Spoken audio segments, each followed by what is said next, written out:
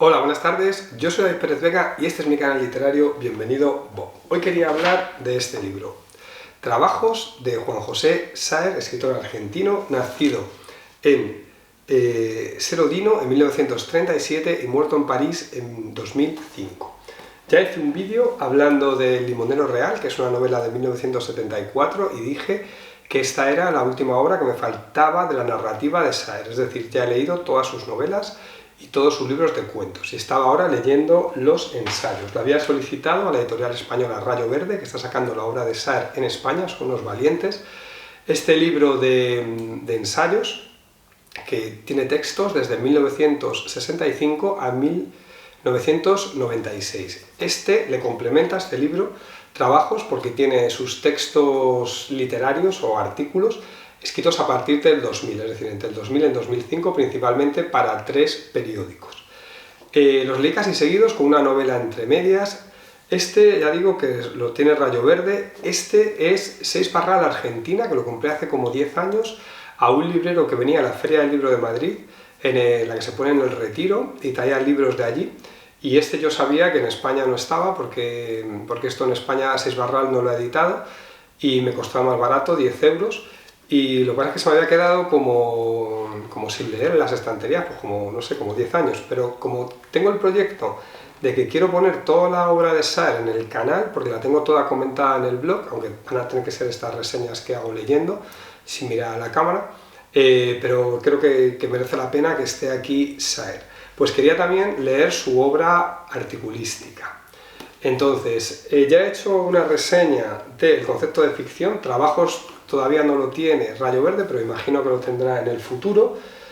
Más que hacer una reseña del texto, lo que he hecho es como un resumen, que lo tengo aquí, y como me va a resultar muy complicado aprenderme de memoria todo esto y recitarlo, o estar leyéndome un párrafo, leyendo a la cámara, luego cortando, porque ya sabéis que yo no corto los vídeos, pues lo voy a estar leyendo porque esto me resulta muy complicado. Y vamos a hacer como que esto es más como un podcast que como un vídeo realmente de YouTube, aunque hay gente que esto le perturba mucho la cabeza. Pero bueno, yo que sé, esto es lo que hay, chavales, y así lo vamos a hacer, ¿vale? Entonces os voy a contar qué es lo que contiene este libro de Saer. El otro, el del concepto de ficción, estaba ordenado cronológicamente hacia el revés, y aquí no hay ese orden cronológico, sino que Saer lo ha ordenado como ha considerado que iba mejor. Vale, los textos de trabajo se publicaron principalmente en 3 periódicos: Fora de Sao Paulo, El País de Madrid y La Nación de Buenos Aires. Esto, por ejemplo, lo que está en un periódico de Sao Paulo hace que vaya a hablar de literatura brasileña más que en el otro libro. Dice, esto hace en general, al tener que adaptarse al espacio que le ceden estas publicaciones, que los textos de trabajo sean más cortos que los del concepto de ficción, ya que en ese compendio había textos que Saer había escrito para reflexionar sobre sus lecturas a título personal y no habían sido publicados previamente en ningún medio. También diría que los textos de trabajos en general son de línea más clara que algunos de los que se encontraban en el concepto de ficción, que necesitaban de un alto grado de concentración para seguirlos de un modo adecuado. El orden de los textos de trabajos no es cronológico. Como ya hice con el concepto de ficción, voy a destacar algunas ideas que me han llamado la atención de trabajos. El posmodernismo literario vendría a anunciar la muerte de las vanguardias, pero según Saer también existiría un argumento unido a la difusión y a la recepción de la obra con el que no está de acuerdo. El posmodernismo o la tiranía de las vanguardias opone la democratización de la cultura, y de este modo Isabel Allende y Juan Carlos Onetti serían los dos igualmente novelistas. No sé si hay que explicar que para Saer solo Onetti es el novelista y no lo es Isabel Allende. Para Saer, esta idea del posmodernismo es liberal, otorgar valor a algo que tiene valor de mercado. En realidad, Saer en estos libros de ensayos carga bastante contra la idea de la novela comercial, el bestseller, pero vamos, para él Gabriel García Márquez también es un escritor comercial que escribe lo que demandan en Estados Unidos o en Europa, ese folclorismo latinoamericano. Saer habla de la representación de la realidad de la literatura y compara la lectura de pasajes de la Biblia con la lectura de Homero. Poco importa la verdad de una historia, es el uso que una sociedad hace de ella lo que cuenta. Las intensas visiones bíblicas repugnan a muchas inteligencias, porque quienes suelen apropiarse de ellas con los fines más diversos, las decretan obligatoriamente ciertas, no alegóricas ni simbólicas, sino auténticas, afirmación que ninguna mente crítica estaría dispuesta a aceptar. Saer critica la narrativa de consumo que apuesta por la épica, la linealidad, la acción, la transparencia y también la intriga excesiva, caracteres contrastados, conflictos temáticos, cuando en realidad el relato moderno, sobre todo a partir del Quijote, basa su fuerza en la antiépica. El Ulises de Joyce acumula en cada uno de sus capítulos varios principios de organización que se superponen y se combinan. Proust compuso En busca del tiempo perdido de un modo opuesto. Primero iba a ser un artículo, luego un cuento, una novela breve, y así hasta que todo se le acabó desbordando sin control. Saer habla de la breve obra de Bartolomé Hidalgo, 1788-1822, padre de la literatura gauchesca. Sus primeros poemas imitaban la retórica neoclásica hasta que en 1816 aparece Cielito de la Independencia, donde a través de las canciones populares su lenguaje poético cobra vida. De aquí Saer reivindica el uso privado del lenguaje. Saer habla de la inclusión o no de la Carta al Padre en las obras completas de Kafka.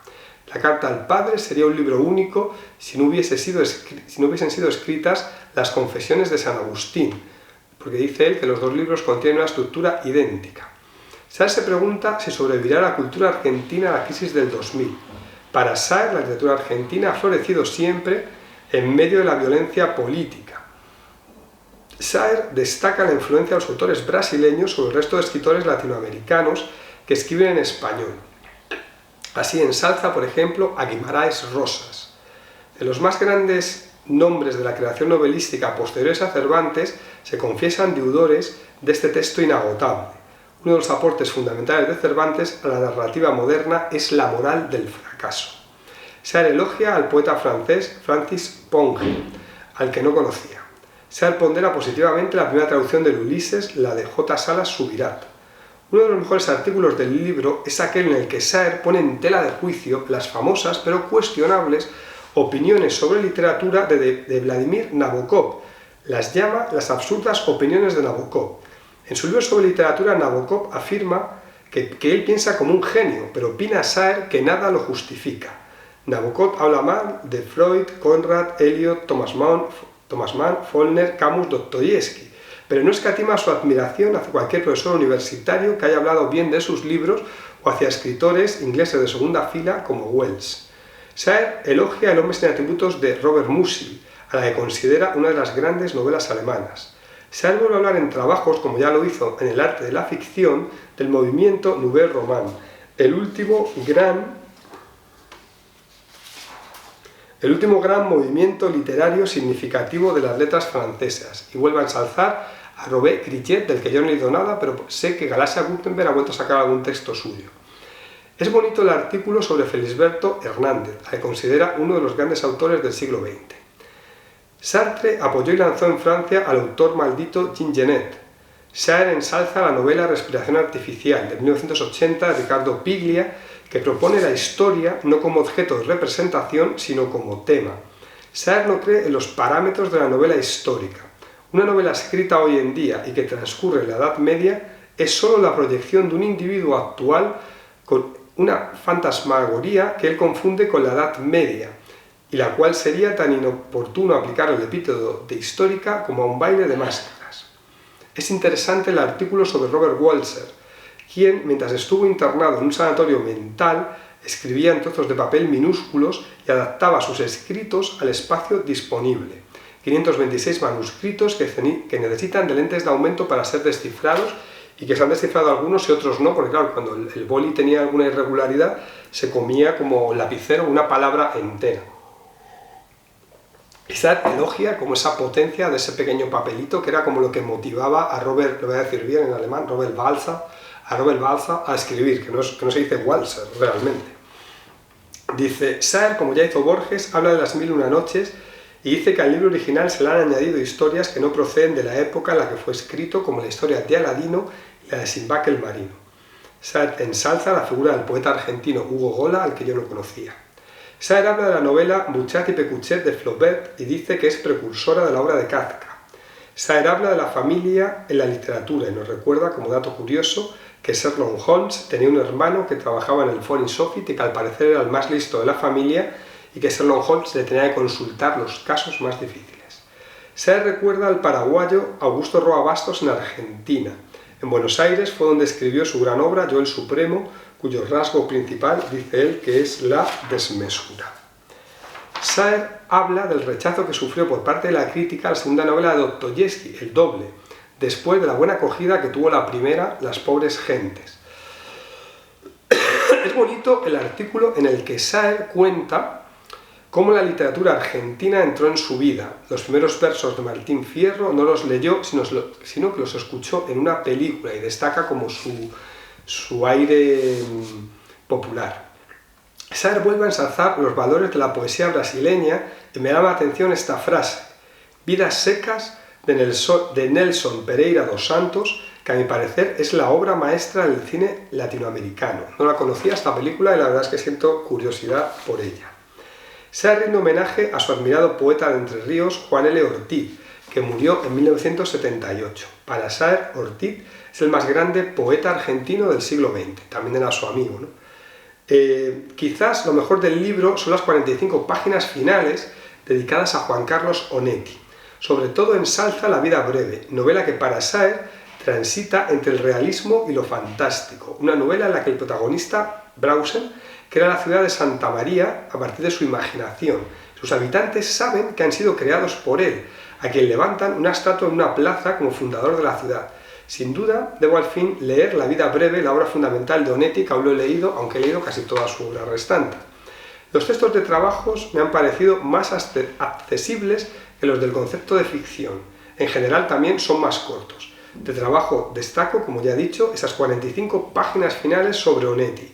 Algunos otros de sus textos me han interesado menos, pero su nivel general es siempre alto. Vale, pues hasta aquí el comentario sobre los artículos de Saer, de trabajos, y voy a hacer, como siempre, el momento spam, donde yo hablo de mis propios libros.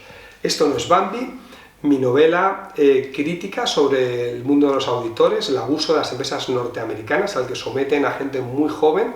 Y aquí tienen 6 voces narrativas, 3 chicos y 3 chicas jóvenes. Es una novela de terror, pero también tiene humor. Dejo un enlace a un vídeo donde hablo más extensamente de esta novela. Los Insignes es mi novela satírica sobre el mundo de la poesía en España, donde un poeta frustrado español habla a través de Skype con otro poeta que es nada más y nada menos que Kim Jong-un, el dictador de Corea del Norte, al que mi novela hago que sepa hablar español, y le habla el poeta español de todos los problemas de la poesía española, con su enchufismo, sus premios literarios dados a dedo y todas estas cosas. Dejo un enlace a un vídeo donde hablo más extensamente de esta novela. Y Caminar entre las ratas, mi novela más extensa hasta el momento, donde un hombre de 39 años que va a cumplir 40 está en crisis, donde su crisis personal, la crisis del país, porque está ambientada en 2013, cuando todavía era la crisis 2008-2014, este personaje cada vez tiene trabajos peores, tiene problemas con las parejas, con la familia, con los amigos, también tiene frustraciones artísticas porque quiere ser novelista y no lo consigue al nivel que él quiere. Dejo un enlace a un vídeo donde hablo más extensamente de esta novela. Y ya me despido, adiós, hasta luego.